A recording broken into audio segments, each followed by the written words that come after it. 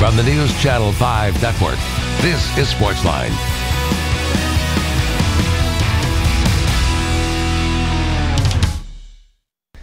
Hey there, SportsLine on your television. Steve Layman here with you. Glad you are here with us on this Monday night on News Channel 5 Plus, the day after the hockey season ended. The Predators falling last night 2-0 to the Penguins, falling in the series 4-2.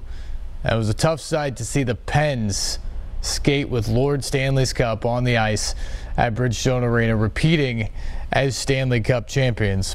Love to hear from you tonight. 737-7767. Your perspective on this run now for the Predators, what happened in this series, what happened over the last 60 days as they were in this magical playoff run that really graphs not just the city of Nashville, and we saw what it meant here in the city, but also really the region and so many other things as well. Just people really grasping on to this team.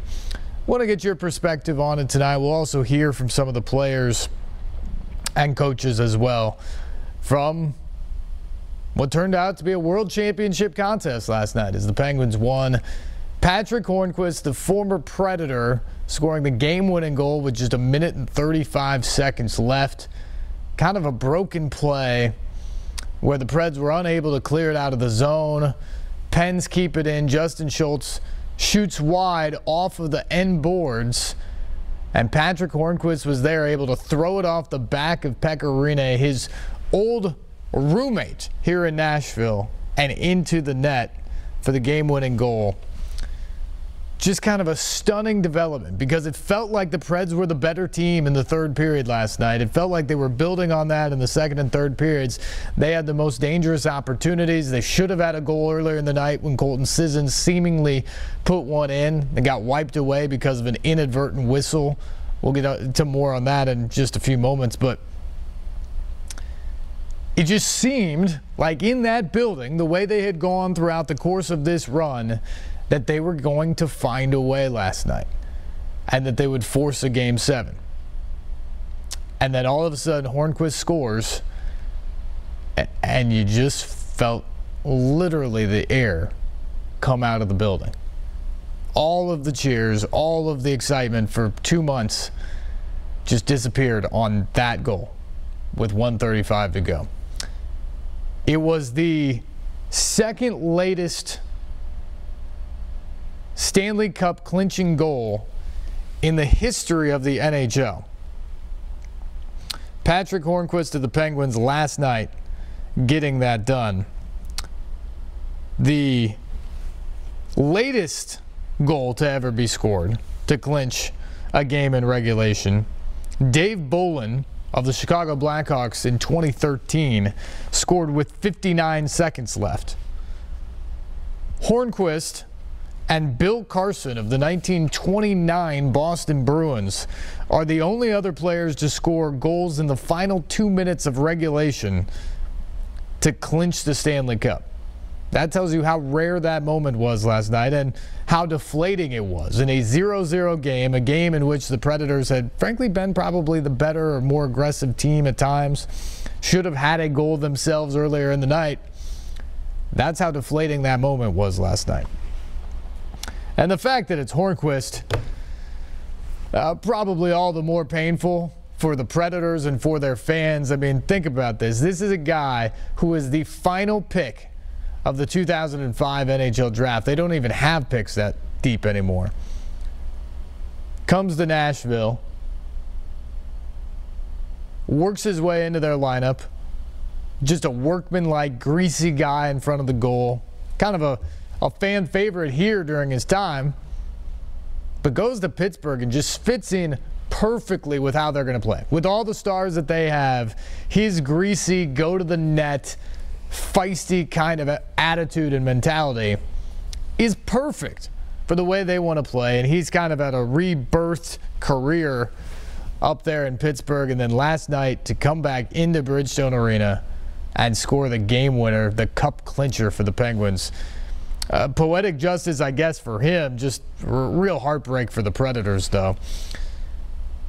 That was the guy they traded away to get James Neal. And I think ultimately it made the Preds better. I think it also probably made the Penguins better. That's a deal that was probably better for both teams at the end of the day. But it's Hornquist and the Penguins that skated with the Stanley Cup last night at Bridgestone Arena. Another former Predator, Matt Cullen, on that team. He got to skate with the third. That's one of the things that's always great about seeing teams win the Stanley Cup, whoever it is the fact that the stories that go with the guys who get the cup, you can tell them. And they're fantastic stories, really. I mean, Sidney Crosby sets himself apart last night. A third Stanley Cup title. Conn Smythe Award winner for the second time. Matt Cullen, former Predator, 40 years of age, probably his final game. Fantastic last night at age 40. And he's going to go out as back-to-back Stanley Cup champion. Patrick Hornquist, former Predator, scores the game-clinching goal. Matt Murray, a rookie, a guy who's still classified as a rookie. He's 23 years of age and won the Stanley Cup last year with the Penguins, but didn't play enough games during the regular season a year ago to not be still considered a rookie this year. It was a very late call-up. Moved into the lineup when Marc-Andre Fleury struggled in the playoffs and then was fantastic leading them to the cup. He's still considered a rookie. Now he's got 2 cups. Just a remarkable story. But the story I like the most from the Penguins, and it's the guy Sidney Crosby chose to hand off the cup to last night, Ron Hainsey. Ron Hainsey is a guy who has played 1,300 games or something like that in the NHL, has played with a bunch of different teams. He had never played in a Stanley Cup playoff game, not a finals game. He's never played in a Stanley Cup playoff game until this year. And now he gets a chance to go to the final, and he wins it with the Penguins. Talk about paying your dues and paying the price. And the Stanley Cup, make no bones about it, it is the hardest trophy to win in all of sports. And you see that with the price guys pay. Nick Bonino of the Penguins played the rest of Game 2 after breaking his tibia, blocking a shot. Ryan Ellis, we're going to find out probably in the next couple of days what he was going through over the last few days and had to go through last night to play. But I think it's a pretty serious injury. Several other guys on the Predators, we're going to find out about broken hands. We're going to find out about shoulder injuries. We're going to find out about a whole bunch of things the guys gutted their way through to keep on playing in the quest for the Stanley Cup. It is a steep price that you have to pay just to compete for it. And then you've got to win 16 games. And as the Predators are finding out, as magical as this run is, they still have to win 16 games. Because it all starts over now, and it is a short summer when you play this far into it. When you get to June, the middle of June now, there's not a lot of time before you have to come back for training camp in September. All right, we want to hear from you guys tonight. 737-7767 is the number. Your perspective again on the game last night, this series as a whole, and this run by the Predators, how it changes Nashville, how it changes the Predators in the long haul. All of those thoughts welcome tonight on the program. We'll also hear from some of the guys coming up as well. But let's begin tonight with Jacob. Jacob, good evening. You're first up here on SportsLine. Yes, I'd like to know what's the purpose of having the Predator goalie not in position tending the goal, allowing the opposite team, the Penguins, in this series twice, allowing the puck to go into the goal. It don't make any sense to me. You play all these games, and then you finally get into the playoffs, and you let 2 slip on you in the series of the playoffs. But then again, I guess that's why it's Nashville Predators. They're missing out on the vital piece of sports. Though, of course, I'm not going to go into that because one of the P's are a derogative word. Jacob, I can't even follow you right now, so I don't even know where to go with that. I'm worried that was going to get off the rails, but here's the bottom line.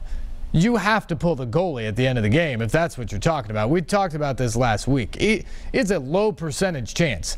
But when you're down in the final minute of a hockey game, especially an elimination game in the playoffs, you have to do everything possible to try to score.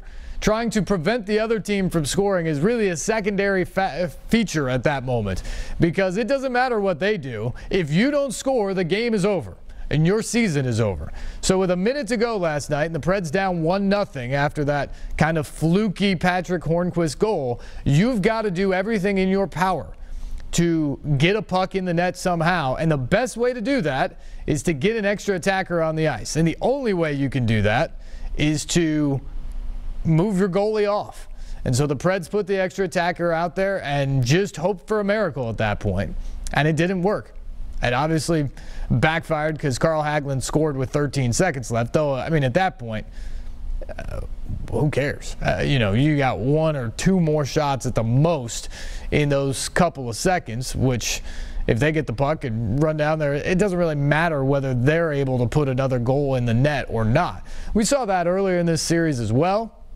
We've seen the Preds do that to teams. I mean, when you pull the goalie late, you certainly run the risk of giving up a goal. But we also saw in Game 4 of the Anaheim series, we saw a scenario where the Predators were down 2-1.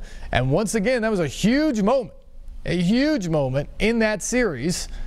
Difference between going up 3-1 or 2-2 going back to Anaheim. We saw a time where the Predators pulled the goalie, had the extra attacker on, kept the puck in the zone for like a minute and 30 seconds, and finally Philip Forsberg was able to punch it in and tie up the game. Now, it went to overtime, and Anaheim actually ended up winning that game, but that was a moment that, if you think back of this run by the Predators, that is going to be one of the most memorable moments. That comeback and how they did it. And oftentimes those moments are huge swings in games and in series and help teams move on. That's why you do it. And I went through some of for a caller last week who asked about sort of the specific strategy behind it. I went through some of it. I mean, you look at it, when you have the man advantage on a penalty, so the 5-on-4 advantage oftentimes, the average rate in the NHL of scoring on those is about 15%. Really good teams oftentimes in the low 20s on those. So when you think about that, that's still not a great percentage of scoring, but it's something over a 2-minute span. So obviously, if you're talking about even strength, you're way lower than that for any team in the NHL. And even when you're talking empty net goals at the end, most of the time that's a 6-on-5 scenario, so there's just less room on the ice because there's more bodies out there. So you'd be talking about a lower percentage there as well, but a higher percentage than 5-on-5 because you have the extra attacker. That's what you're playing with there. It's a low percentage. It doesn't work very much. We played 20 games in the postseason. We saw it work for either side once in getting an empty net goal that really mattered. But when you do get it, it's huge. So that's why. All right, we got to take a break. We will come back. We'll hear from some of the Preds in the locker room after the game last night, plus some more thoughts on this series and this run by the Preds. Stay tuned. You're watching SportsLine on News Channel 5+.